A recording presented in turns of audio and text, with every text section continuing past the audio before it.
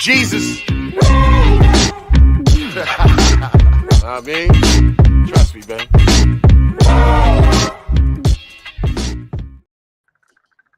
Welcome back. It's your man HRap, Hold My Bill Sports, with an esteemed guest, my business partner, my co-host partner, my friend, my homie, Ben from BS Street Network. Welcome to the End of the Bench, Hold My Bill Sports. Good to see you, my brother. Hey, man, good to see you too. Glad to be on. Been looking forward to this, especially once you sent me the topic. So, man, can't wait to get into it. Yeah, man, I figured those would be good for you. Right in your wheelhouse. I know you have an expensive wheelhouse, but, we're going to get it in. Well, Hold My Bill Sports, where sports fans come to talk about sports topics with no stats and no analytics. It's just 2 or 3 or 8 people talking about sports at any time. Thank you for joining. If you are watching, subscribe at the End of the Bench Media on YouTube. Hit that like, hit that share, tell a friend to tune in. Ben, guess what? You are on the very first episode that I'm streaming on Facebook. Oh, really? I use Build and Destroy is always on Facebook, but this is the first time it's ever been in the End of the Bench Media Sports Group. This is the first episode. And hey, get this. I was nervous, Jack. I was nervous. I was like, nervous? I've never done it on. I do it every week on there, but I've never done it on Facebook. And it's like, man, some people who I know that they've never tuned in, and now they're gonna see me. They're gonna be like, he's such a sweet soul brother. Yeah, he's such a lovable guy, man. He's such a lovable guy. Hey. Now, if you are on the Facebook group, you can go to the End of the Bench Media if you want me to see your name. Shout out to Keisha. Thank you for tuning in. Shout out to whoever that is. Thanks. Let's go, bro. And Facebook. You got to go to StreamYard.com and have them add your name. Or you can go to YouTube and get your name seen. But thank you. Hit that like button while you're over there. Hit that like, hit that share. It ain't going to cost you nothing. Man. It's free. Hey, support is free, people. Support is free. Support is free. Ain't gonna cost you no paper, like my man Math Hopper say, unless you a mother hater. Shout out to Math Hopper in the building. My expert opinion. Check him out on YouTube. Dope show. Man, good to see you. How was your day, man? Hey, man, it was good. It was good. No line. How's your day go? Right. Yeah, that was roles reversed. Yeah. But yeah, man, it was good. It was good. Well, as usual, man, we're gonna start off at the top of the show. We're gonna talk about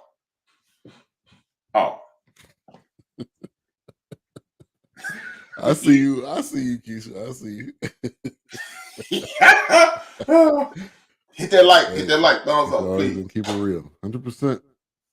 But we're gonna start off in an area that we really don't. We'll get my man number 1 Chief Rocket Jersey around in the building. Hit that like button, hey man. Hit that like. But what we're gonna start off with the NBA, man. NBA is one of the hottest topics right now. The NFL season is winding down. A lot of people are tuning in. A lot of people are tuning out. We're transitioning. We're transitioning from NBA, and we're gonna be in the All-Star. We're gonna be in the Super Bowl. We're gonna be in March Madness soon. The biggest news of the week is the firing of the Milwaukee Bucks head coach Adrian Griffin. He is a guy who had to co-sign by superstar, former league MVP, former Finals MVP, former perennial All-Star, perennial All-Pro, Giannis, the Greek Freak, Antetokounmpo. He was co-signed and got the job because of him. Now, all of a sudden, middle of the season, they had the 3rd best record in the National Basketball Association, the 2nd best record in the Eastern Conference. They were trending to the position of champion. Why, in your humble opinion, why did Adrian Griffin get the axe? And seeing how my main man from Cook County here in Illinois, they call it Chicago, but it's really Maywood. I ain't hating on the Maywoodians, but Doc Rivers is going to get that job. Keith said she think it's a huge mistake. Her and a whole lot of other people. Man, Big Fred in the building. I love it. Fred, my main Fred. Westerhouse Warriors, we in the building. West Side in the building at all times. Let's talk about it, Ben. What do you think? Yeah, initially my thoughts were, why does the NBA do this? You hire a guy and then you let him go before the All-Star break. I don't get that at all. To me, in my opinion, why you even hired a guy? Or did you? To me, that's a reflection of the organization. You didn't do enough research. Maybe you didn't sit him down long enough with Giannis and Dame, because now the reports are that they wanted him gone, which you're not going to hear anything from them because they're but the players do run the league. So initially, my thoughts were pissed off because they did the same thing. If you remember this, Earl Watson got a job one year and was fired. Like he went 1-7 and they fired him. I'm like, you didn't do your research enough to know that you fully liked Earl Watson, or what's the deal? So for me, it's cool that players have this type of power, but you mean to tell me he couldn't have turned it around? He couldn't have and gained more of your respect as the season went along? And then after, if you want to do it at the end of the season, I get that part. Like, okay, we're not going to bring you back. Or if you get to a certain point, maybe you about to get into the playoff push, and you're like, look, we need another voice. I get that, but at this point in time in the season, especially what a record is, I don't get it. I don't respect it. And if players feel that certain type of way, I don't respect that, man. You had full opportunity to get to know this guy, to know if it was going to work or not. And see, the thing is, I'm with you, man. I don't like the whole look. Don't get me wrong. If you are a jerk or a jag bag, nobody want to work under those situations. Whether you at work, whether you're playing a game for a living, whatever the situation is. If the people who are in charge are they jerks, nobody wants to do that. Like Chief said, that is very disrespectful. But at the end of the day, you co-sign this dude, and this is what I don't like about this new feelings world. We won't care about everybody's feelings, and when you hurt my feelings, and my booty hurts, and all this. But when somebody grab you up in the yoke like a coach will do, now you in your feelings. No, man. Your feelings, you can't have tough skin. You can't get the last coach popped. Say go get him.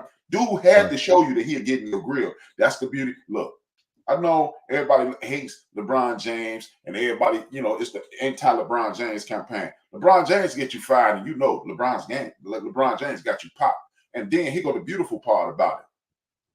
The year that they came back from 3-1 down, according to about 5 people in that locker room, Tyronn Lue checked LeBron in front of everybody. LeBron was like, man, I don't know what y'all doing. I got 16. I got 8. He said, well, you need to be doing some more then. And that's what coaches do. Larry Bird got Bill Fish fired. Magic Johnson came out and said, I ain't having no more fun. Either get rid of him or get rid of me. If you get somebody pop, stand on it, man. Be a man and stand on it. I ain't trying to do all this. Don't know about now everybody scared. Yeah. And you mean to tell me Doc Rivers, who I think he's a good motivator, I think he's a legitimate coach, but you think Doc Rivers, of all people, is going to take you over the hump when he couldn't take Philly, and the amount of players that Philly had on that team? I don't get this at all, man. That's a tough one because if you say that, then couldn't you say the same thing? He got Boston over the hump. He did that one time. That one genie in a bottle moment where he had a stack squad. So ideally, on paper, you would say if you had KG, Ray Allen on the same team and you had Paul Pierce, ideally you're supposed to win. He had the Clippers whole situation too. Okay. So I'm glad you said that. Yeah. I'm glad you said that because you and Keisha think Doc Rivers is a bad mistake. I don't know. I don't really have a lot of faith in either one of them. But the reason I think that Doc Rivers gets a bad rep is because of this. Traditionally, when the coach leaves, the team elevates if he's the problem. Mm-hmm. You can look at Philadelphia and say, look at the way Embiid is playing. But is that Embiid finally stepping up, or is that Doc Rivers gone? That's the first question. Yeah. I don't like the way people condemn Doc. Well, he had KG in them, and that's why he won. But then y'all commend Phil Jackson for having the same stacked team, and he wins. And it's the Phil Jackson way. Blake Griffin he's a magician. That boy was a magician in the count, and when he count, he's gonna disappear. Poof, he gone. And then what's the other cat? Blake Griffin gonna disappear, and Chris DeAndre Paul. Jordan, Chris Paul. Chris Paul. He get COVID. He got a real hard time breathing in the clutch, man. And I agree with you there. I don't think that Lakers squad was not Lakers, but Clippers squad was equal to his days in Boston at all. And CP3 hasn't been able to stay healthy throughout most of his career. I just think Doc. I think people give him. It's almost like they just gave him the job. I guarantee you they didn't interview N+2. Okay. They just called Doc like, hey, you want this job? Because there was a report immediately after he got let go. I don't remember the reporter, but it's the black guy from Yahoo. But he was like, don't be surprised if Doc Rivers gets this job. Which and I was like, okay, this was already in the cut. Yeah, he knew already. You don't make that report if you don't know, bearing any type of wild situation, and he wasn't going to be the coach. Yeah, man, and see, this is the problem I have with the coaching situation. Look, man, again, no one wants to be coached by a tyrant. No one wants to be disrespected. No one wants to be belittled by their boss. But at some point, man, we go, like everybody see that Nick Saban way all in your face way. Hey, man, that's called coaching. Right. That's your parents getting your face too. Yeah. Or they should. If they see something you doing, they see something you doing out of line, they're gonna let you know. That's just playing on accountability. Exactly. That's all that is. And that's the problem. We sitting around here and asking people to be nice. Nah, man, when you messing up, ain't no more nice. You get yelled at sometimes. You get yelled at. And it's okay for you and your coach to get into a verbal altercation. And then when calmer heads prevail, we don't have this conversation about what went wrong, what went left. We don't need people to be coddled. Think about this, and then we're gonna move on. How many people? I'm gonna ask you this question. I'm gonna ask everybody in the chat room. How many people have been coddled to greatness? Michael Jackson got beat into greatness. I mean, a lot of people. And I'm being facetious with that, but you don't get caught. HRap, my man. I bring home a C in Dolores, and that was beating me to sleep, Jack. I know people like Fred and Tanya who went to high school with me. They don't believe that because I was the king of the C's in high school. But hey, there's a reason I ain't go to a lot more of them dances because I was on punch. Yeah. You was at home. Yeah, I was at the crib. I was at the dance. Yeah. Right. Yeah, but no, that's a good point. You think of all these tough, all of these players that have made it to greatness, and the age-old story. Jordan didn't make the varsity at one point in time. He wasn't better than his brother, and now nobody even knows who his brother is, and they know who he is. They know he cancer. And a prime example, Larry. I'm a cancer. My name is Let me tell you what I want to do. Hey, one of my old school songs. That's about it. Float on. Yeah, man. But a prime example, man. Ben Simmons. Ben Simmons is a prime example of someone got coddled, went to LSU, didn't even make. I think they made the tournament, but they must have got knocked out. And now, if you look at the amount, they had the amount of games he's played. It was 81 his first year, 56 the year after that, like 41, 0, 9, 4. I mean, that alone tells you that you can't coddle these guys and expect them to be on that greatness level because it's not going to happen. It's just, as a matter of fact, I've heard of every coach, every great player I've heard of got yelled. Bird got yelled at. Magic and Magic used to yell at Pat Riley. It's this one clip of Isaiah Thomas and Chuck Daly is yelling at him. What do you do? What do you do? He was like, lead. He said, well, go lead then. I remember when the Bulls won their first championship, Mike was out there hard. They was about to sweep them. It's going to gentleman's sweep. They won game 5. And you see Phil Jackson saying, what was Paxson doing? What was Paxson doing? He was wide open. Paxson proceeds. Mike hit him for 5 times. He hit 5 threes. That's what coaches do. Coaches get in your face. Coaches check you. You can't take it. You should have been a tiddlywink player. Isaiah choked out Daly one time. No, that was another coach. Was that Collins? Who was that? I don't know. He ended up coaching the Raptors. I think of it at some point. But that was assistant coach. But yeah, but according to the assistant coach, he told Isaiah, just choke me because he was mad. That was in the United Center, and Bill Cartwright. That was a weird. I never knew the backstory on that, but that was such a weird situation. I think Isaiah just needed to get some anger out. Cartwright had just shot him an elbow. It was at the Chicago Stadium, as a matter of fact. Shout out to Fred, right down the street from his crib.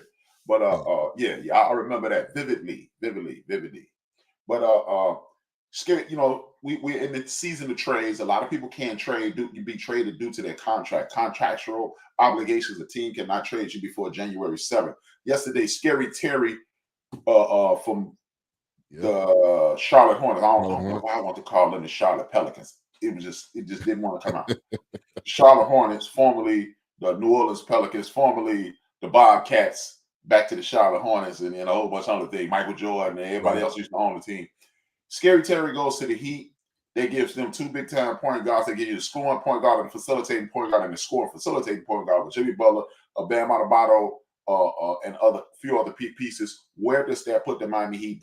Does that make them better? Does that make them worse? Or it doesn't really make a difference that Scary Terry's on the team? I really want Scary Terry to come to Chicago. Yeah, hey, that makes them better. If we honest, Kyle Lowry is getting up there. Now his contribution is not really offense. It's more of leader. It's more of gritty and more of those hustle points and being a leader. But Scary Terry is a scorer. And I think that's and he's got some grit to him. So I think they are better. I think it is in an Eastern Conference where it is still stacked. So time will tell. But I do know that Miami will be there regardless. Like when all the other fluff teams and all the other finesse teams get knocked out, Miami's going to be there. I totally agree, man. Scary Terry, as you said, he's an it factor guy. Yeah. I like Scary Terry because he's an it factor guy. When you're an it factor guy, forget your stats. See, that's the thing, man. I don't care how many points you score all night. One of my favorite players, I always take this back to one of my favorite players in league history, Rasheed Wallace. Rasheed could do everything. He could shoot with his right. He could shoot with his left. He up under, drop step, 3-point. He could do whatever you need on the court. And I remember this one game. Rasheed Wallace finished with 29 points, 9 rebounds. That sounds like a hell of a game, right? Right. Man, Rasheed Wallace entered the fourth quarter with 26 points, 8 rebounds. It's like, what you do when it count? The Trailblazers lost at that point. And I'm not blaming Rasheed, but it's just when you look at the numbers, like I always say, numbers are like bikini. They show a lot, but they don't show everything. Don't tell me what you do. Tell me what you do when it counts. Yeah, and the biggest example is a recent example. You had Embiid score 70, and they won that game. You had Cat score 60 or whatever he scored, and they lost. How does a person score 60 and your team loses? That's the very next thing was on the list. Oh, perfect transition. We got Anthony. AK. What y'all call him? Knox. Anthony's in the building. But good to see you, Anthony. Hit that like button, hit that thumb, hit that share. You already know. But like you said, Karl Anthony Towns, another situation. We can look at the stats. He had 62 points. He had he played the whole game. But then let's get into the grit of it. Right. Y'all had 18-point lead going into the third, fourth quarter. Y'all left the fourth quarter with up 18, and y'all lose, and you score 62. See, this is the problem with the stats and the numbers and the inflated analytics situations. I understand. We all understand. Right. Stats don't always tell everything. Street clothes. Yeah, street clothes is good for it too. Street clothes is straight like that. Yeah. Yeah. Street clothes will give you 1,000 and then bam, it's all over. And then if you look at it, the Hornets, their whole starting five. Yeah, their whole starting five was in double digits. You look on the other side, and it was just him, Gobert, and who was the other guy? Alexander was the only one in double digits. Ant-Man, yeah, that's me. Ant-Man was missing that game.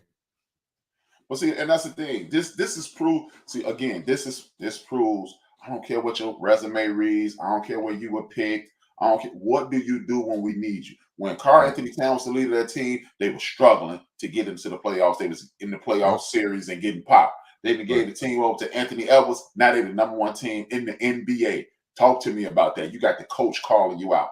Man, you a sucker MC, man. Don't tell me about your stats. Oh, man, he averaged this and he averaged that. Yeah, anybody can average this. But what do you do when it counts? Right. Speaking of Joel Embiid is on the NBA MVP pace, on pace to win his second one. A lot of people can say, you can honestly say Joel Embiid is the dude who he could be the next dude who lead the Philadelphia 76ers too. He's going to join the Allen Iverson, Dr. J, Will Chamberlain, Mose Malone, so forth and so on. Charles Barkley. Well, Charles Barkley never led them to the finals. But he's the next great Philadelphia 76ers. He scored 70 on the anniversary of Kobe Bryant's 81. He said Kobe Bryant is the reason he ever played basketball. Talk to me about Joel Embiid. And I got one more caveat. If he misses 8 more games, he is no longer eligible for All NBA, All NBA and League MVP, Defensive Player of the Year, or anything any awards that they're hanging out. Thoughts on that award on that 65 games and lower, and thoughts on Joel Embiid and his uptick in play. Yeah. I think Joel Embiid is a very unique player because he can shoot the three, he can play down low. He's a kind of an all around type of player. Mm-hmm. I think sometimes the criticism comes with him because he's on the team and they haven't won. Sometimes he can be a little soft sometimes, but I think overall, I think he deserved that MVP. I mean, he was in the running to win it. If not a year or two before that. So I could definitely see him winning it again. That type of performance does, the writers or whoever the voters are, they are going to have that in their memory. Like, man, he scored that 70. So I think Joel Embiid is one of a type of player, and I think he was, linked to Ben Simmons during that period. It was a whole process thing. But he's been loyal to Philly, and I respect the guy, knowing that you lose the way you lose, and you come back the next year, and you're not trying to force a trade. Not to say that won't happen in the future, but yeah, I think I think he'll probably though miss those games just because in this era of the NBA, they're going to. It's going to be some type of time management, load management, right? And also he may end up getting injured because he does get injured quite often. So, but if he does stay healthy, I think he could definitely be in the running. I'm a firm disagreeer in the load management process. What the national basketball this is where intensity leaves us. I'm tired of people talking about, man, it's too many games. But wait a minute.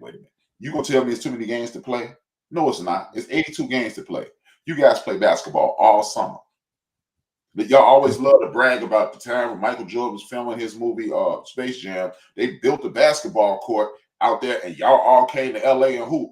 I hear about these legendary hoop sessions in UCLA. I hear about hooping all over the city. IIT here in Illinois, and all through the Rucker and Atlanta. What was the name of that rec center on the west side, right outside of Mobile?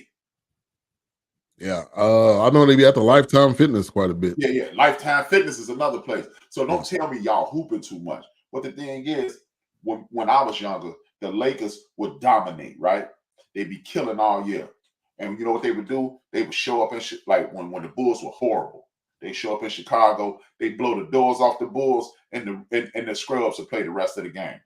I remember when the Celtics would come to town, Bird and them come out there for the first, like, if you didn't play back-to-backs and you so afraid that Bird and them tired or whatever, the superstars are tired, you play 2 or 3 minutes in the first quarter, you play 2 or 3 minutes in the second quarter, you play 2 or 3 minutes in the third quarter, and then guess what? That little kid who parent saved up their money to let everybody see them, you get to watch your favorite players. And then if you don't, then okay, there it is. You get to see him. Hey, I got to see Joel Embiid. No, this old missing game. I don't want to come see you in the same shirt I got on. You need to be out here hooping, man. If you ain't hurt, you need to be hooping. Like my man Skeet. Shout out to my man Skeet, Michael Horton, hoop till it hurt here in Chicago. That's what you need to be doing, man. But in regards to Joel Embiid, he has trusted, as you stated, he has trusted the process. I appreciate it. And I do agree, unless you are like, If you low managing your way under 65, then no, you don't deserve anything. But if you get injured unnecessarily, while you killing it, right. But one thing I'm gonna add this to the list. I'm gonna add this question to it. Is this? What's up, little bro? That's my little brother. He hates when I call him that. Little bro, little bro. But Wanga, man, we need you back on Mondays on the forecast, man. If you're free, hit that like button, hit that share, tell a friend to tune in. But I was gonna ask you this: with the lackadaisical defensive efforts they put out there, Steve, he said, "No, I don't." All right, you little brother, you're the youngest, and I know, and Suge watches, so he's gonna be laughing. But the question I have is this: with the lackadaisical defensive efforts being put forth, you got Steve Kerr, coach of Golden State Warriors, saying that they're legislating defense out of the game. Does that put the Wilt Chamberlain 100-point effort in jeopardy? Because in my lifetime before this new NBA, you had Wilt scored 100, Wilt scored 80 a couple times. You had David Thompson scored 71, Jordan scored 63, a couple people scored 65. Kobe scored 81, and in the last 3 to 4 years, you had Booker and Embiid, and somebody else scored 70. Is Wilt's record in jeopardy? I would say yes. I mean, the defense. I was talking about this the other day. Watching the Mavs game, they're not even trying. You go into the hole, they're not even trying to stop you. And this is not the small guys. This is big man just not even trying. So it is 100% in jeopardy. And it's probably going to be some random cat too that's going to get it. It's not going to be like LeBron or one of these players that are top players in the league. And so I definitely think it is. And defense is not even star players or anybody are not even trying. Jimmy Butler, not even trying. Dude. Yeah. Donovan Mitchell. Yeah, he'll fool around and do. He was the other dude who hit that 70 piece because they drug tested him the next night. Well, they drug tested everybody who dropped that 60 on him. Yeah, I think it is definitely in jeopardy, and there's only a handful, and I'm talking about one hand of players that play defense and play both ends. Because I mean, they don't have to. What's the penalty for them not playing defense? Man, these fools out here playing. It's like the greatest high definition game of NBA 2K in the history of the world. These cats just run. They don't run no sets. They don't run anything. Just running back and forth. It's a pitiful situation. I don't like it, but hey, man, a lot of people seem to love it. And then I'll get known as the stay off my lawn dude. But I'm gonna go ahead and hold that down because I don't like watching this new NBA where you take it. Look, I got mad respect for Steph Curry, but let's be honest, man. That man is the greatest stupid shot maker. If you shoot the amount of shots, man. Right? The amount of shots he hits, most of the time people would be like, "Nah, that you don't shoot that. Yeah, you don't shoot that shot." Now for him, it go in, but for most people, it don't. Why is LeBron not averaging 59? Because he's 39 years old. He's old. He's 3 days older than baseball. My grandmama coach younger than LeBron James. And I really think he's purposely. I mean, he's still probably averaging over 30, but I think he's purposely like, all right, AD, this is yours. You need to do the majority of the going, and I'm not going to be. I mean, like I said, he still plays hard, but at this point in time, I think he's trying to. How do you allow your career to go further? And I think you definitely want to play with Bronny. So, Yeah, I mean, look, LeBron James has done things that we've never seen anybody do. He's doing that stuff that the cats in the Euro League is doing. And one of the biggest reasons he's able to do those things is because LeBron James is playing a league with no defense. Nobody's guarding him. He can run up and down the court freely. He's calm along with Michael Jordan's athleticism and Magic Johnson's sight. That's what he is, man. And I'm not, y'all know, anybody who know me know I'm a big time LeBron James fan. But at the end of the day, he playing against he's playing in the pool butt leagues now, man, and that's just what it is. Yeah. And I'm not gonna defend it, and I'm not gonna damn him for that anyway.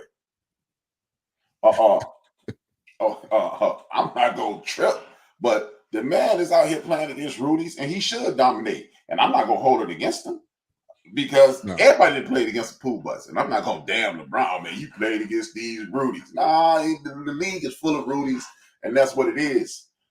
Speaking of Rudies and what's going on, talk to me about the Lakers. The Clippers seem to be taking over the National Basketball Association. Talk to me about the Lakers. What do the Lakers need to do? I know that's not on the list, but we've talked about LeBron. Let's talk about what they need to do, and are the Clippers the team to beat in the West? So first off, with the Lakers, I think they're going to be heavily active in the trade in trades before the deadline. They're already looking at Schroeder. Reports that they're about to trade D'Lo, or they're on the fence of trading him, and they're looking at whoever they can get to kind of make them better and get them kind of over that hump. The Lakers I think they'll be in the mix. It's going to be more in the lower, range of of that Western Conference. The Clippers are as good as their health. If they finally have a season where all of them are healthy, then I think they could go far. If one of them gets injured, I think it's a wrap. And that their health is what is going to propel them or not. And I think that's all the Clippers is what it's going to come down to. I think the regular season is great, but I think we've seen regular seasons for the Clippers, and now it's just a matter of putting it all together and having a full healthy team. I totally agree, man. The Clippers are finally looking like they're over the hump. And here's the beautiful part about it. They out there with a track team. If they running like a track team, what they need to do is this. If you're running like a track team, what you need to do is run with Kawhi and Paul George, and then you run with Westbrook and my man Harden, and then you put Kawhi George and James and Leonard out there when it counts. Because look, man, he'd give me 10,000 triple doubles. He'd give me 400,000 rebounds and 50 million assists. But I would rather have it in Paul George's hands and Kawhi Leonard's hands at the end of the game, because James Harden has shown us he's not going to show up. And sometimes Russ to get a little overzealous, and he makes effort plays that end up poor plays. Yeah. People love to disrespect that guy Paul George. I mean, he playoff P. But let's not forget, this is the same dude who used to look LeBron James right in the eye when he was in Miami and play him to the end. Yep. So that's how he made the name. When he was with the Pacers, people forget when he was at the Pacers, that's how he made, the name for himself. Now, I personally think he was touted as a star player too soon, but that's just me. No, I don't think it was too soon, man. We seem to conveniently forget Paul George broke his leg in UCLA. I mean, in UNLV. Remember in the Olympic trials? That dude leg he didn't have it was bad leg. That dude had a broke leg. It was bad. Yeah. And we didn't think he was going to play. The fact that he is at this level again, we need to cut that man some slack, because if he stays healthy, Paul George is clearly one of the top 3 to 5 players in the National Basketball Association. So if the Clippers the team to beat in the East, in the West, we never established who the team to beat in the East was then. Yeah. So in the East, I think the team to beat is the Celtics. I'm gonna roll with them until they prove me otherwise, which I think at some point they probably will. But they Tatum and Brown, there's not a lot of teams stopping them. And then them adding Drew Holiday, I think was a great addition. He is a smart player. I think a underrated point guard that people don't give a lot of respect to. So I think they are the team to beat until otherwise. I think obviously Milwaukee is going to be there, and obviously Philly's going to be there. So it's going to be between those 3. I mean, I really hope Philly gets it together. I would love to see them in the finals, but time will tell. I would tend to agree with you. I would tend to agree with you simply because Milwaukee is feeling the fact that my man is not there anymore. Jrue Holiday. People forget again. Jrue Holiday is much like Paul George. Before those injuries, Jrue Holiday was on his way to be an NBA perennial All-Star player. He was kicking butt, taking names every week, every night, every time you turn around. And see, again, this is when people get caught up in the numbers.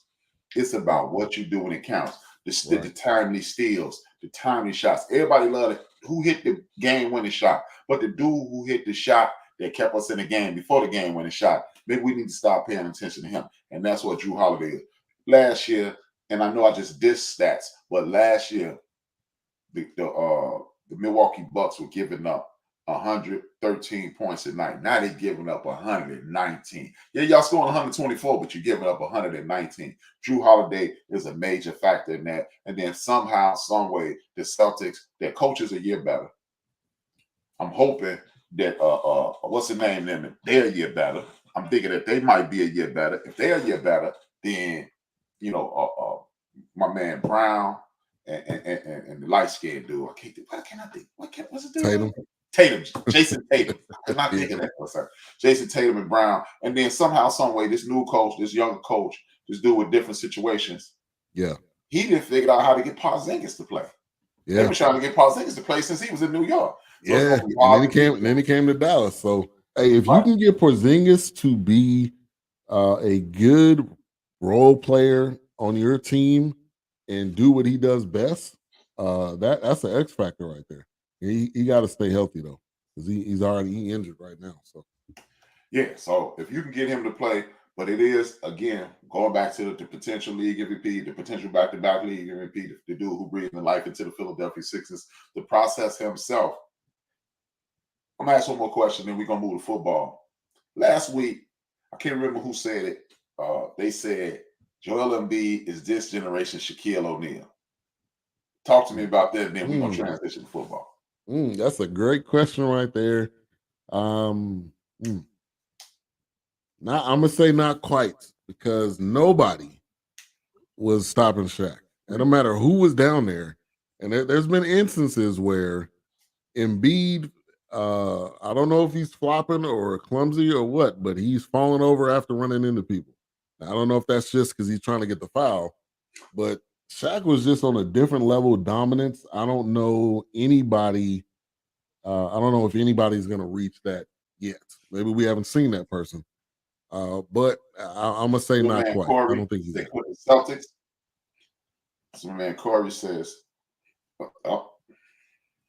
and Joel is more he does.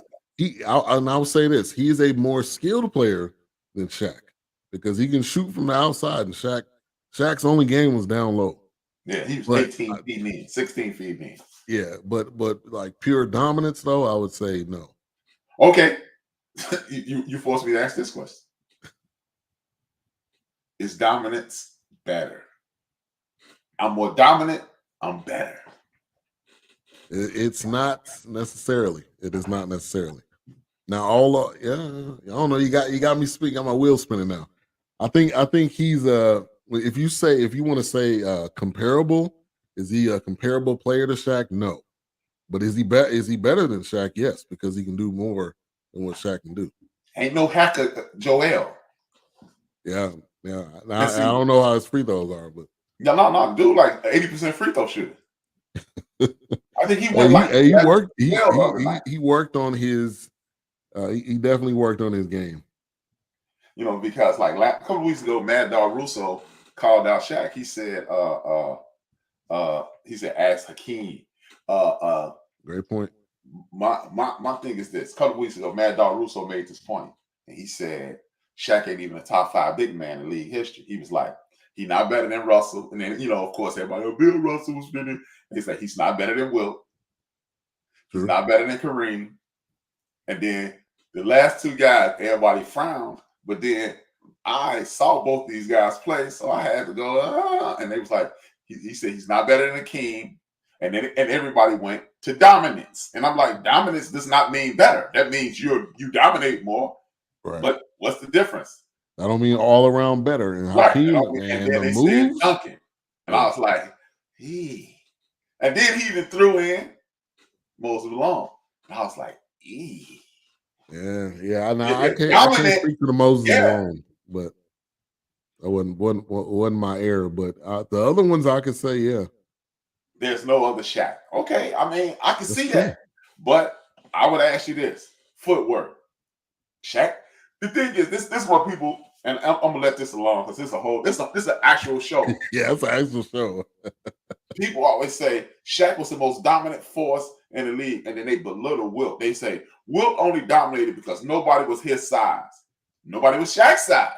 And Shaq didn't dominate with rebounds. He didn't dominate in block shots. He didn't dominate scoring. Right. He could be neutralized with the fouls. Akeem, Duncan, Moses, Kareem. I saw more all around players.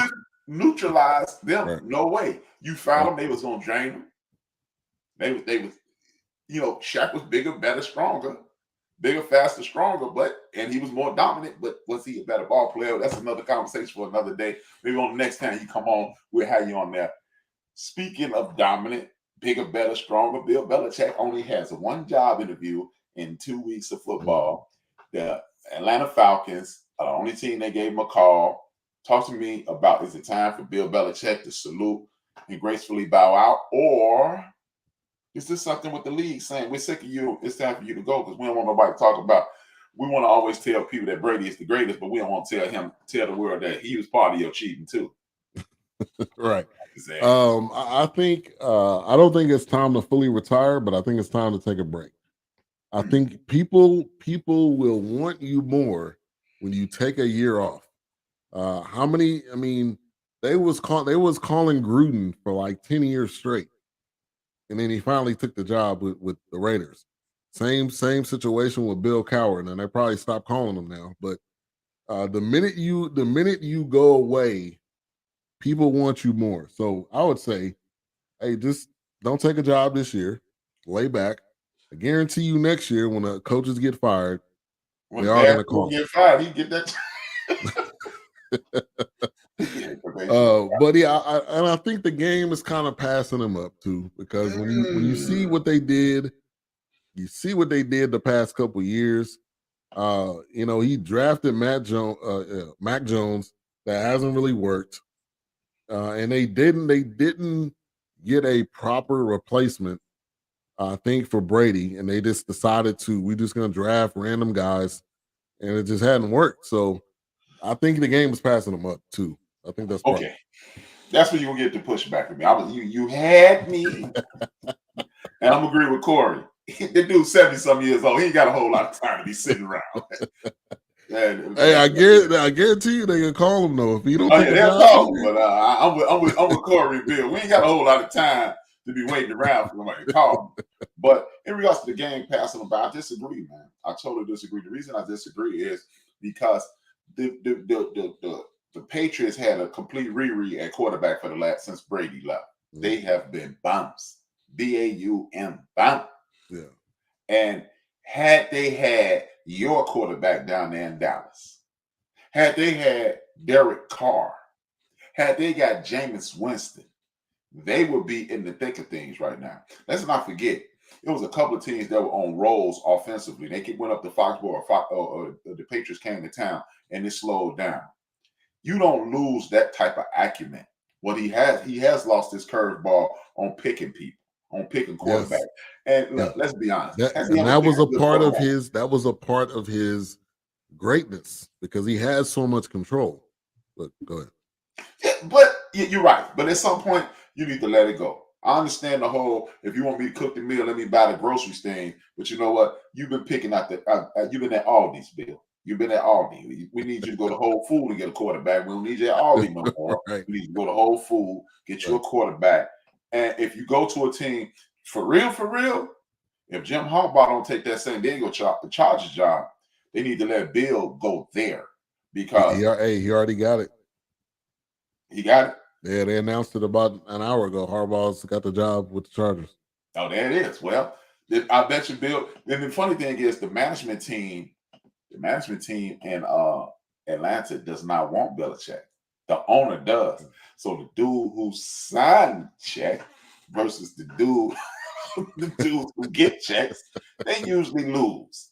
But at the end of the day, hey, tell you what, since the Bears are so gung-ho on drafting that kid out of North Carolina, go ahead and let them get that North Carolina kid and send old Justin Fields down there with Bill Belichick, because, hey, people can diss my man Belichick if y'all want to. If you ain't, I'm a Raider fan. If you ain't cheating, you ain't trying.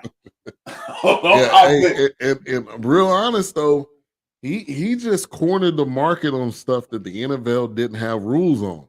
Yeah, which it's only cheating until they say don't do this, and then you do it. It's only illegal if you now, get caught. Now the whole deflate gate and all that stuff, man, that was a little weird. Okay, man, but the dude was quirky, but he did stuff that nobody else was doing.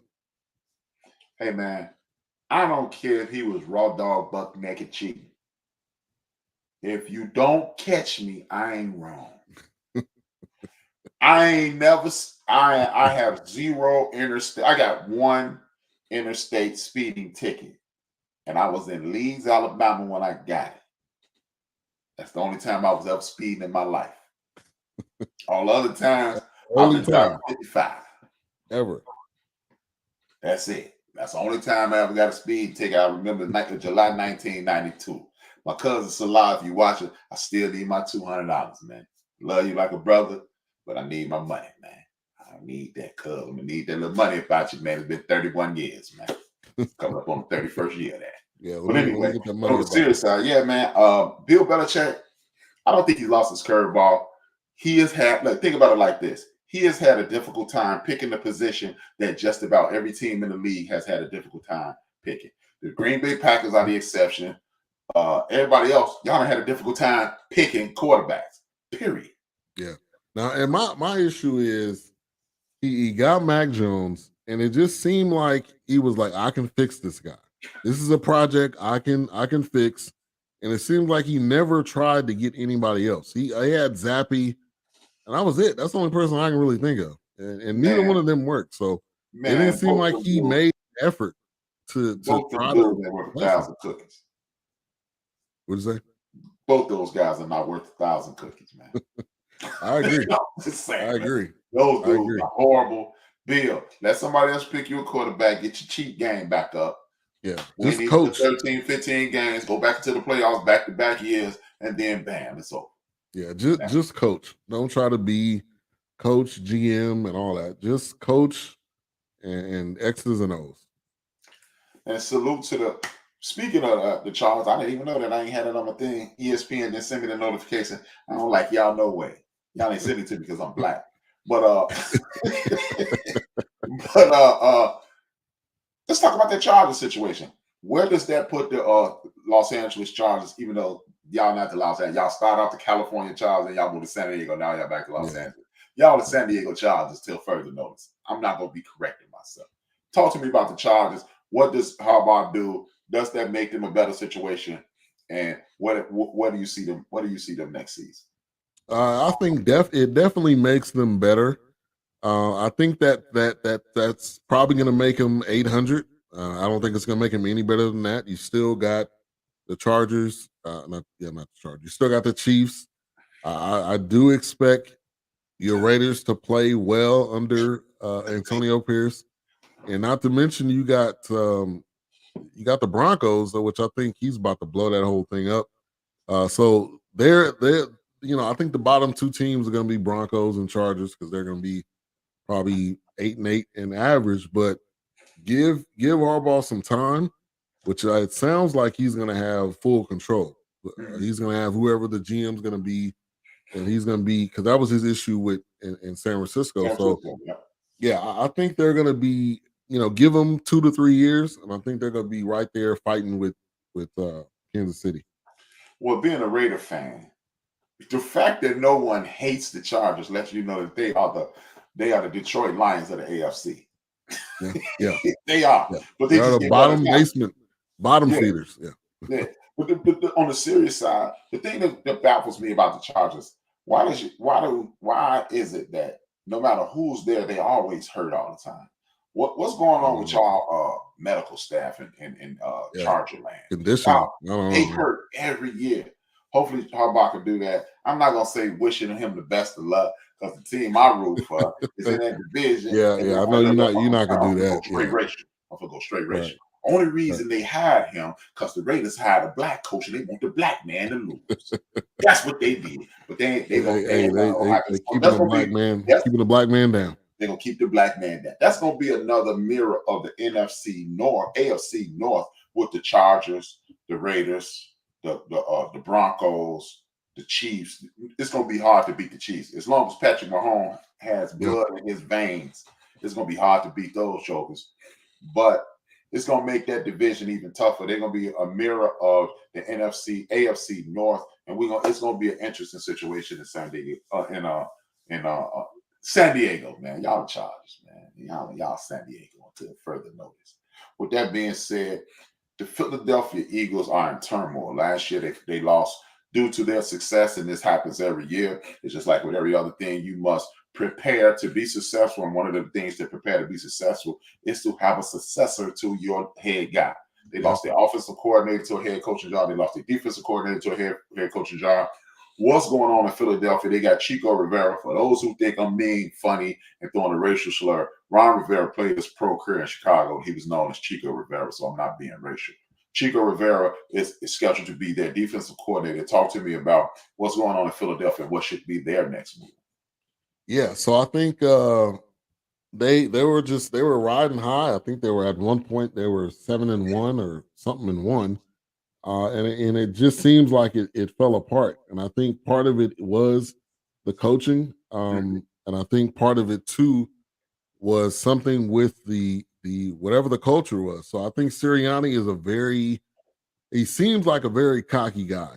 When the camera pans over to him, he's yelling at the people in the stands. He's he's passionate, but I think he was maybe a little headstrong. Like, no, we just gonna keep doing it this way, and we'll get over the hump. And they just never did. And I think they did. They definitely missed their coordinator. So for people that don't think coordinators are important, which they fired both of them, that's going to be their number one priority is those coordinators. I think also they've been in this position where they've just been signing top free agents, which is a great thing. But when it doesn't pan out, they're gonna have to work out some cap issues, I'm sure too. But I think they'll definitely be in the running next year. Obviously, I don't think the Cowboys are going anywhere anytime soon. So they're going to be fighting for that NFC title and that NFC East title. So I think it's some restructuring that they need to do. If I'm the Bears, that's my man Corey. Shout out to Corey from the North Side. What's up, bro? Corey asked me if I were the Bears, would I call Vic Fangio? Indeed, I don't know, because at the end of the season, when they got better personnel, what happened was the Bears started to play defense better. You get their pass rush together, the secondary seemed to gel better, and that's one of the keys. If you are allowing the quarterback there to tap the ball 3 times, that means being a former DB, I understand that I'm about to get baked because I can't. This is why I don't respect offensive players. All they doing is tracing the lines. We got to figure out where y'all going. So I ain't trying to hear that. Big Fangio, I did appreciate his job as defensive coordinator, but I don't know if I would get rid of him. If it's me, Corey, I would have got rid of his head coach. And it's one of the issues that I have in NFL, and I want you to respond to this, Nick, Ben. One of my issues in the National Football League, and that is one of the questions on here. Is it time? We can go right into that. From the Vic Fangio to this, is it time for the National Football League to do an overhaul in its coaching? The reason I'm saying that, even with everybody, this is not just the black quarterbacks. Now all the quarterbacks are becoming more mobile. People are using their athletic ability to become National Football League coaches. You got the kid Allen in Buffalo. Of course, you got the brothers. Every year, Patrick Mahomes busts down the field for a 25, 30-yard run. People are starting to use quarterbacks, especially with the lax where you can hit somebody. People are allowing quarterbacks to be themselves. Is it time for the National Football League to start calling up some of these college coaches? Because somehow, some way, college coaches know how to use a Tommy Frazier, a Michael Vick, a Vince Young. And when you get to the pros, they want to turn them into Tom Brady, Troy Aikman, Peyton Manning, and that's not how I got here. Right. Is it time to do an overhaul? Yeah, I 100% agree. I'm tired of the retread guys getting hired. I didn't 100% agree with McCarthy because He was a retread, and he somehow convinced the Cowboys, just because he was studying film in a barn, that he would have been a great option for a head coach. Yeah, so I 100% agree. You need some youth. There's also a lot of young coordinators that are out there, which we're seeing more of that. We're seeing a lot more of, there was guys from the Ram staff that got jobs, guys from the Eagle staff. So I 100% agree with you, though. I mean, bring some college coaches in. I mean, I think there's plenty of them that have creativity. I do think the issue is, though, you don't hire Cliff Kingsbury, the dude that couldn't win at Texas Tech. You got to have some type of skins on the wall to be able to come in the NFL. Yeah, I mean, you win a national championship, at least you're playing in the in the tournament, in the college football playoff or something. I think that needs to be the criteria. But I 100% agree. I mean, you got the USC coach, Landon. I'm going to blank on his name, but head coach. The USC head coach from Oklahoma. He's from Oklahoma, yeah. But I would love to see him in the NFL. I would love to see it. Lincoln Riley. Yeah, I would love to see that. I think he's got some creativity. So yeah, it's definitely time. I think the NFL is half of it is old man, and half of it is creativity and analytics and all of this. So I think you could make it 75-25. I think it would be more exciting. I think it wouldn't be, trying to force these guys to, no, you need to be this way. It's like I've never been. And a lot of times these guys are good passers. They're good throwers, but they also are mobile, and they don't just stand in the pocket. They find creative ways. And I think, the old man saying you can't do that and win, well, that's a lie. Because Mahomes has done it. Patrick Mahomes has done it. Steve Young did it. John Elway did. You don't have to stand there and be a target. Thank you, Alfred. Alfred come on Wednesdays with me too. Yeah, I'm about to say, I forgot about that. Yeah, man, Alfred. He just blanding the cut now. But they allow, I'm not even gonna get into the racial component, but they do allow the white boys to do what they want to do, and they commend them. And then when the brothers do it, is you need to learn. The NBA is the same way. Every time I'm being a left-handed person, I feel left-hand bias all the time. When you James Harden, when you David Robinson, he needs to work on his right hand. I've never heard y'all say Shaq needs to work on his left hand. Right, true. It's like, what's that about? Yeah, it's the curse of being left-handed, man. I'm going left, just like you going right. Right. You ain't never told Kobe, man, work on your left, Kobe. You be a better ball player. No, he was killing. Stop me going right or shut up. But I think it's time for these old men to get out the way. And if anybody disagrees, all you have to do is look at the Baltimore Ravens. When they got Georgia's offensive coordinator, brought him up there, he started having conversations. And word around the campfire is at halftime, Lamar went to the OC and said, "Hey man, we ain't gonna be able to throw it down the field on these guys too much. We're gonna have to shorten the field." Next thing you know, they blow the doors off these dudes. It's time to start coaching. And what is coaching? Stop coaching a system and start coaching your players. You do not ask Deion Sanders to play zone. You do not have Lawrence Taylor to drop back in coverage. You do not have Lamar Jackson standing back there like a statue waiting on somebody to get open. Have open the entire field to him, and you and your team will be successful. It gives you more options, even though offensive players are soft, because I'm a defensive player, and that's just how it goes. I ain't trying to hit none of that. That's what it is. Get over it. With that being said, speaking of the aforementioned Dallas Cowboys, Jerry Jones came out and said, we're going to run it back, probably issue off.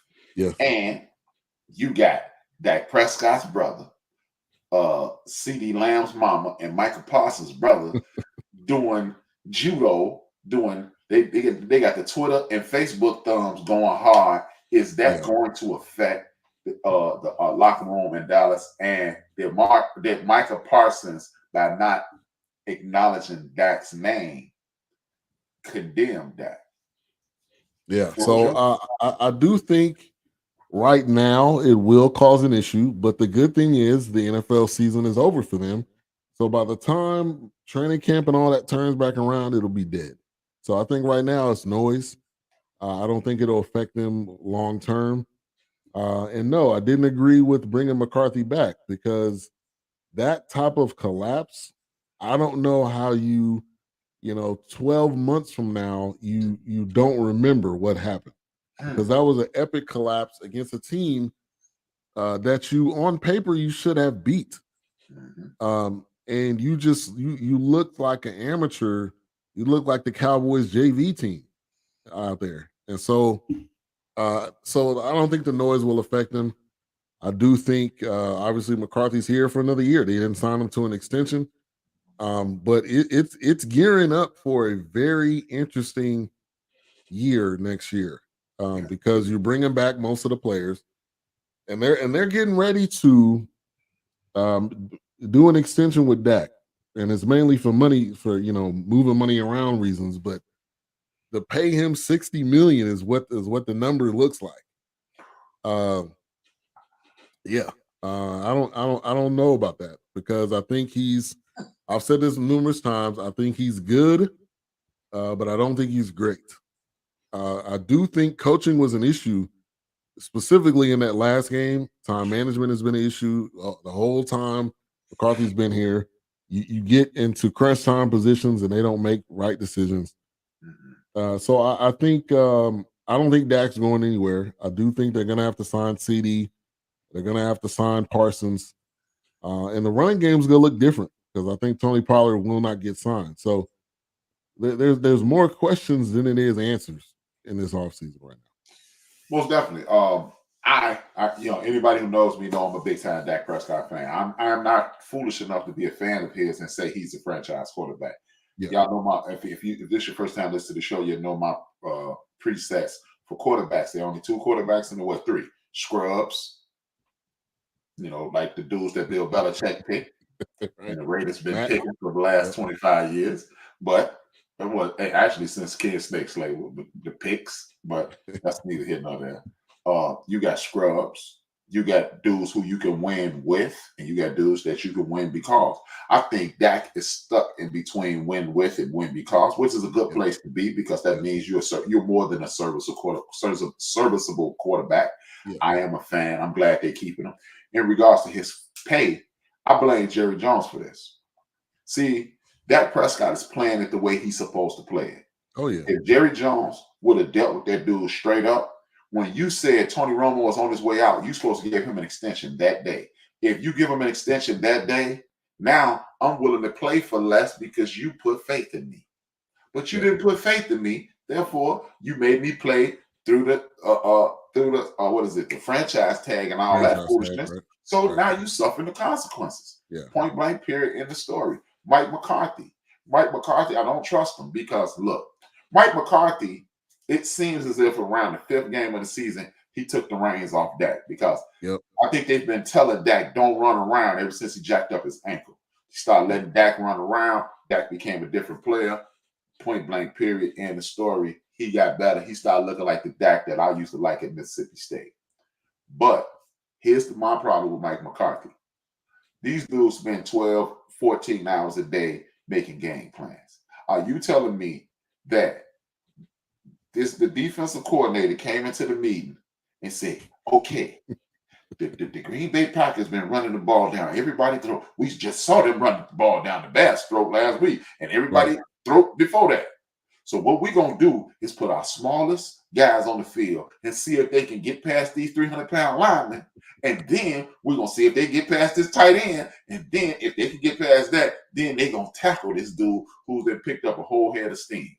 And you said, that makes sense. That's a great idea. Yeah, that could really happen. Yeah. That couldn't really happen, man. No. Dime is for passing teams. And he had them in dime the whole game.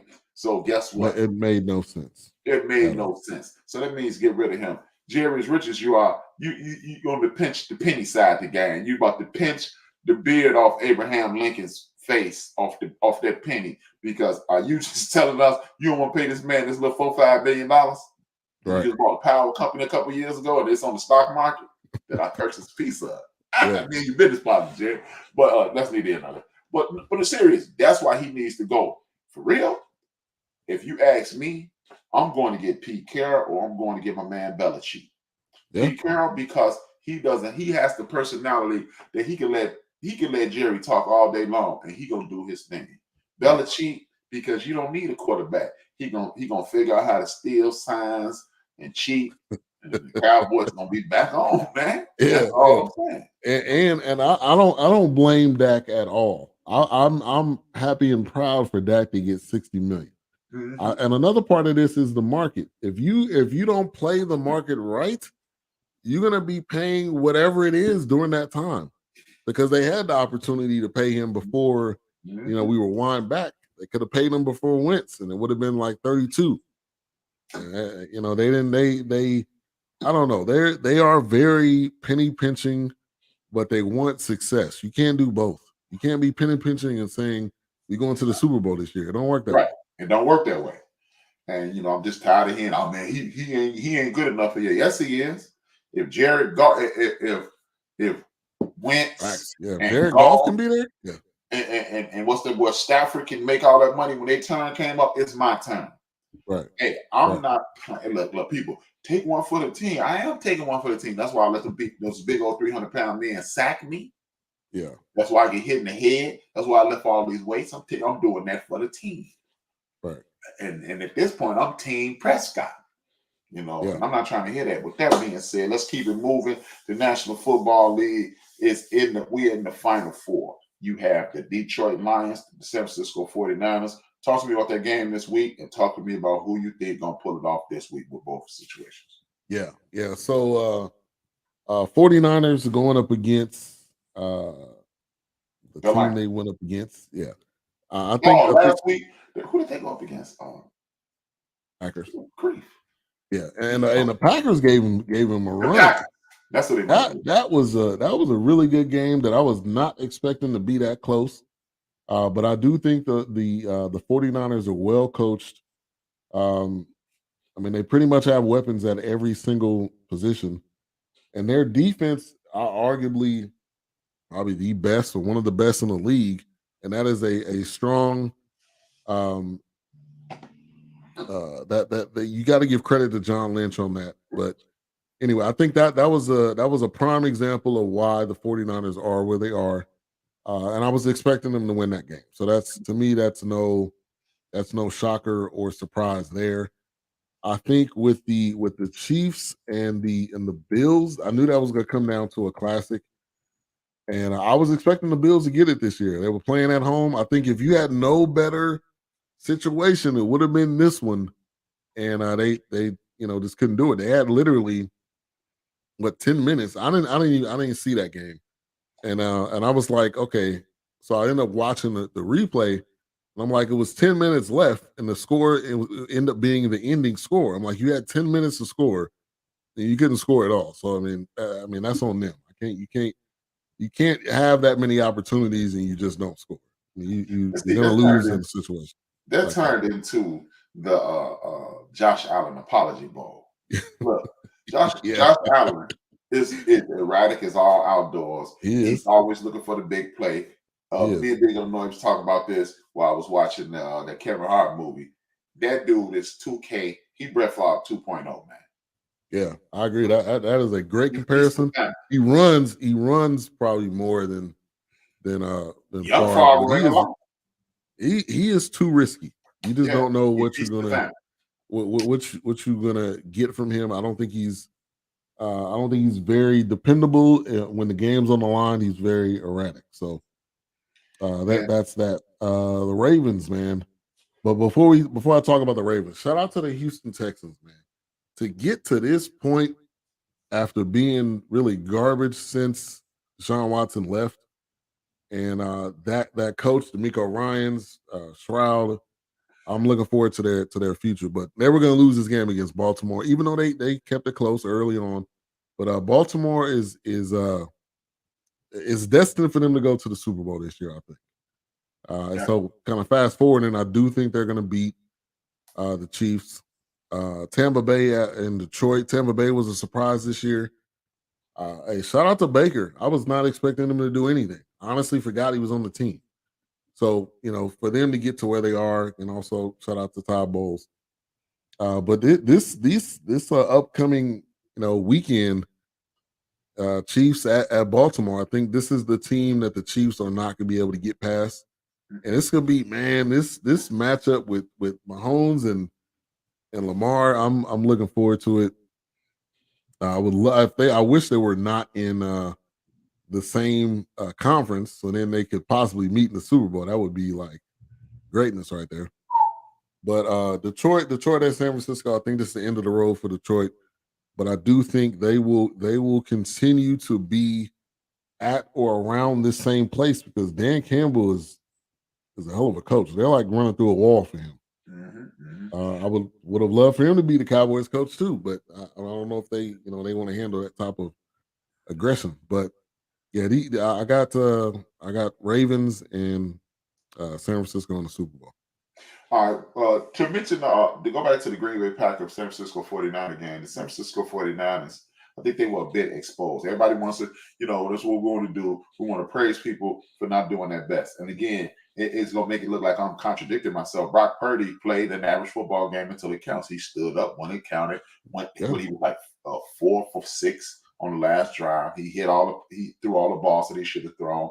But without Deebo Samuels, Brock Purdy looks very average. This is what scares me about the Detroit Lions. They are a ground and pound. I will go to my grave saying you run to win, you throw to score. Yep. That's the way Dan Campbell is coaching. The 49ers, the right side of that line is shaky. That just happened to be where the Detroit Lions' best pass rusher is. It's going to be an interesting game. I don't think it will be a cakewalk for the 49ers. If Deebo Samuels plays, it's going to be even more difficult. So that's why I'm keeping an eye on this. That's an even game for me. The next game is the Ravens versus Kansas City Chiefs. The Kansas City Chiefs are an excellent team. They have one of the greatest quarterbacks in the history of the game. We are going to watch 2 of the greatest quarterbacks in the history of the game play Sunday. I don't care what win, lose, or draw. We're looking at 2 of the greats. Lamar Jackson is he has solidified his place in the National Football League history. He just made 27 at the beginning of this month. And before he was 26 years old, he won 2 league MVPs. That's if you ask me, that gives you the yellow jacket. If he mess around and go on a 2-game winning streak or a 3-game winning streak in these playoffs, that means he solidifies himself as arguably one of the greatest quarterbacks in the world. I'm gonna go with the Ravens over Kansas City. It's gonna be a close game. It should be a barn burner, but I do believe at this point you had a team. The Ravens, they have no problem running it down your throat. Buffalo's coach lost their game the other night because you want to put it on the shoulder of your quarterback. Every time this season, you told Josh Allen to win the game, he did not. Period.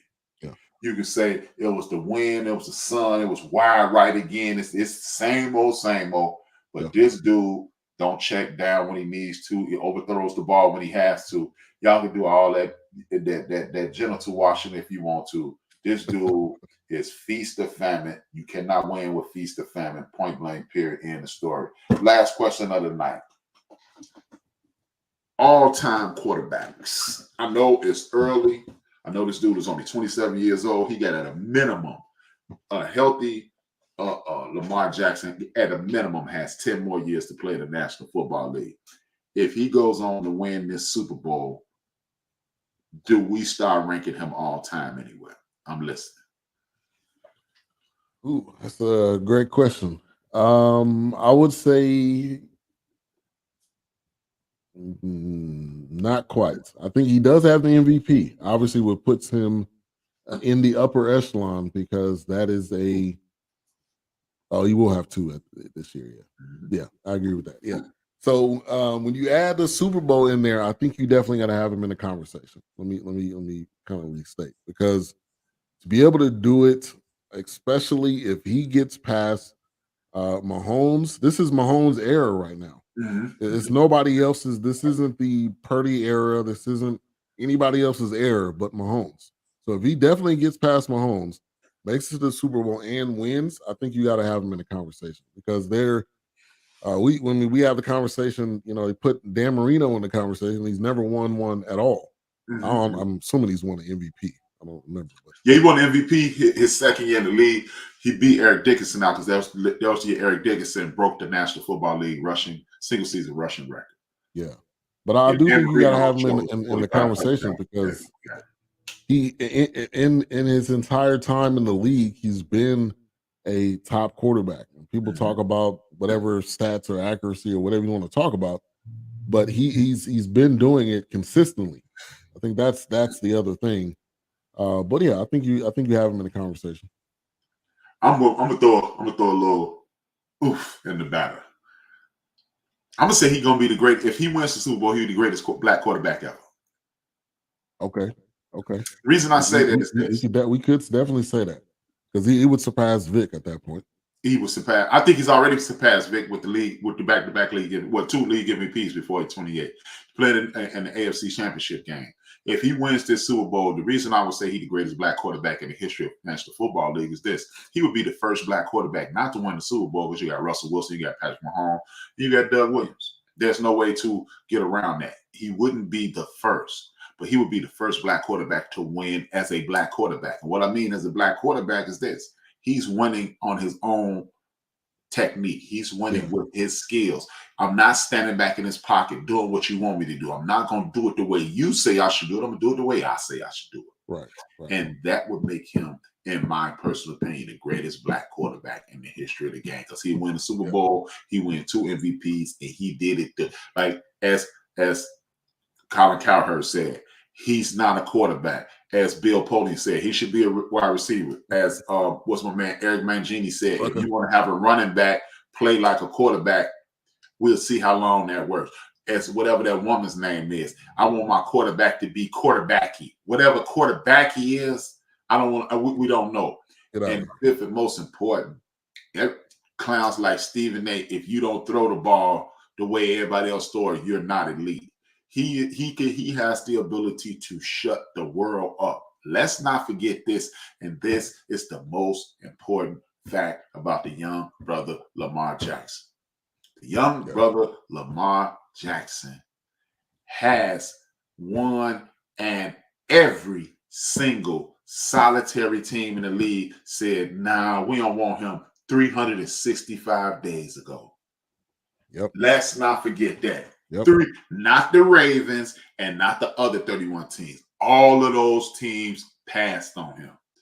If you didn't have Aaron, the Packers didn't have Aaron Rodgers, they didn't left him. The Raiders didn't want him. They probably didn't shop him inside of the division. The Browns couldn't afford him because they already had somebody. But no team in the league wanted this guy last year. And look at him now. And that was collusion. Let's not do BS. And they all said we don't want to pay quarterbacks that Deshaun Watson deal. And now look where they are, and it's all crickets. Nobody talking about it now. And I love the way you got to pull the receipts. I love the way he does not be out there trying to cape for ads. I got $240 million. I got my money from the first deal, and I got 200-some-odd million on the way. Right. I don't really need y'all ads. I ain't finna make y'all richer. And I tweeted at him the other day. I say, Lamar, do not go on ESPN. Do not go on Fox Sports. Come on my show or go on Karen Hunter's show. Karen Hunter is one of the premier journalists in the history of black media, whether it be traditional media or sports media. She's done both. She capes for the culture she capes for the culture 6 days a week. If Lamar Jackson, I know you listen to Lamar, but if on the serious side, if anybody can get this to Lamar Jackson, go talk to Karen Hunter or come on, hold my beer and blow me up like Cat Williams did Shay Shay. But do it. Hey, do it. I would need that. But on the serious side, man, I do believe that this dude does not don't go to ESPN with your services, bro. Please don't. You got to do your media. Give him that humble. He been humble the whole way through. Nobody talks about his football acumen. Nobody talks about his throwing motion. Nobody talks about his ability to escape and still look for people down there. They're not talking about him being quarterbacky. Yeah. So since I wasn't quarterbacky 5 years ago when y'all signed me up, I ain't quarterbacking now, and I don't need to talk to none of y'all. I need to holler at HRap at HRap_B on Instagram, Twitter, and on TikTok if you need to get at me. But I will, I just think he needs to do his thing and not worry about everybody else. Don't schmooze, Lamar. I mean, I'm gonna be your man. I'm rooting for you all the way, but I pray you don't give Stephen A. Don't give Shannon Sharp. Don't give none of them time. Go to the pivot, go to Cam, come here, DS3, just do some, blow one of us up, don't blow them up. Yeah, no, I agree, and I think and he doesn't acknowledge any of that. In his interviews I've heard, he don't say, "Yeah, man, they said that I shouldn't have got this," and he not even that type of guy. He just go out and show. I'm gonna show what I can do. And I'm gonna show it every single time. So then you don't have any other reason but to speak positive about me because I'm not doing anything that should have negative comments. So hey, I respect the hell out of Lamar. Yeah. He's one of my favorite players in the league. I mean, he is Randall Cunningham meets Michael Vick meets Vince Young. Yeah, which is wild. Man, to have all three of those. Yeah, man.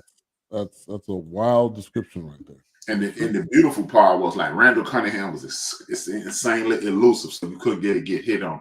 Michael Vick was so fast you couldn't get a hit on. Vince Young was just big, and if you hit him, he was gonna bounce up off him. This guy's elusive. He's big enough. He don't take big hits. He got that hammer like Randall, like Vick got. The dude is amazing, man. Even Michael Vick said he's faster than him. He said, I was just quick. Lamar is fast. These are Michael Vick's words. So yeah. I really he is that dude. He is that dude, man. And with that being said, man, Ben, thanks for coming on, man. Man, you worked your whole life to be a star, and now you're at the end of the bench, man. Appreciate it. Appreciate it, man. It was fun. Bench warmer, and we are going to do the rapper with HRap. You free tomorrow or no? What time? What time? Same bat time, same bat time. Yeah. So if we can figure it out. If not, we can figure it out. Okay. Yeah. If we can figure it out. But yeah, probably not tomorrow at 7 because gotta do. And over the next few weeks, I'm gonna have Al Hyde, and I have my coach. My man, Al Hyde. Yeah, Coach Maiden on there. Coach Maiden is a former baseball coach of mine, and he has a new league called a League of Our Own. It's aimed towards Black inner city youth who want to continue their baseball careers or even play baseball. If you've played baseball and you don't have another outlet, it's going to be 50 games in 50 days. It's called a League of Our Own. He's going to come on and talk about that, and then we talk about a few other things. And then I got a couple other people. I got this young Division III ball player. I got a couple of Vietnam vets on the rapper with HRap. Plug what you doing, Ben, and let them know where they can reach you at. Yeah, no problem. Yeah, so BS3 Network, all avenues of social media. Check us out on Roku, BS3 TV on Roku. We got all types of content. So sports, movie reviews. Obviously, we do the forecast. Me, HRap, Doc, and Wilkes. Society and culture, relationships, music. We got it all on there. It's a free Roku app. So if you got a Roku TV, add that on your TV. And also, man, we just have a lot of dope content. So if you follow us on any social media, also go to our website, bs3network.com. And yeah, that's about it. All right, man. Thanks again for being on, man. You've been doing shows. It was crazy. Before we came on, I was literally nervous. Me and you have been on air for the better part of the last 36 months, every month. Before the show started, I was kind of nervous. I'm like, I said, "He's going. Why am I nervous?" It's Ben. It's like I'm on every week. Yeah, man. I was nervous. We literally talk every day. Yeah, every day, right? Every day. Every day. We every day. But yeah, man. Are we gonna do the kitchen? What? Kitchen on Netflix, the movie Kitchen. Oh. We may as well plug. But look, tell y'all what. If you subscribe to this, if you've done the subscription to this BS3 network, if you subscribe to where is it? Oh my God, I lost it. I need you to subscribe to BS3 Network on YouTube. And then I need you to subscribe to, where is it? All right. The End of the Bench. End of the Bench Media on YouTube. You will get a notification Monday night, 8:30 p.m. And we would do a movie that is predominantly starring Black actors, well, featuring Black actors. It won't be an all-Black movie, but the star traditionally is a Black actor. We do an old school movie. We do movies that are just coming out. We do interviews. We do this. What is it called? What is it? Documentaries. Yeah. And we do it from our perspective. We have a great time. We have 4 different perspectives. In most cases, sometimes it's only 3 of us. Sometimes it's only 2 of us. But for the most part, we have a unique perspective. We are very interactive with the people who support our show. If you come in and you chime in, you will get a response out of us. Yeah. We welcome it. We encourage you to do it. As I say on my show every Tuesday, it is not a dissertation; it's a conversation. Yeah, so you'll definitely feel welcome. We will make fun of you because we make fun of everybody. Exactly. But, that means you family. So exactly. Yeah, definitely stop through. And I want to thank everybody who chimed in, everybody who hit that like button, share, tell a friend to tune in. This is your man HRap. This has been for BS3. And if you about to get up from the TV, I just need you to sit your ass down. Sit your ass down.